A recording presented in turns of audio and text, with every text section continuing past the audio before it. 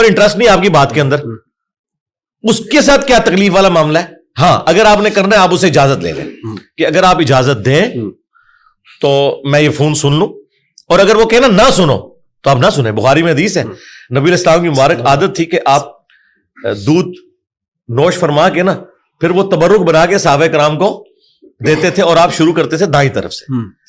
ایک دن by chance یہ ہوا کہ حضرت ابوبکر بائیں طرف بیٹھے تھے اور دائیں طرف ایک بچہ بیٹھا ہوا تھا. تو نبی علیہ السلام, اب ظاہر آپ نے سنت تو نہیں توڑنی تھی, آپ نے اس بچے سے کہا کہ بیٹا اگر تم مجھے اجازت دو. ان کا نا بچے بھی انہیں ٹرین, ان کا یا رسول اللہ میں اپنے اوپر کسی کو فوقیت نہیں دوں گا. تو حضور نے کہا ٹھیک ہے. یہاں ہوتا تو اس کا ابا بھی اسے سمجھا ہوتا, اوے چپ کر بدتمیزا. ٹھیک ہے. تو آپ دیکھیں صحابہ کرام کتنے فرینک تھے, بالکل کلیئر کٹ اپنی ڈسکشن کرتے تھے, اور اپنے جو پرابلمس تھے وہ حضور کے ساتھ ڈسکس کرتے تھے. کوئی بات دل میں آئی ہے وہ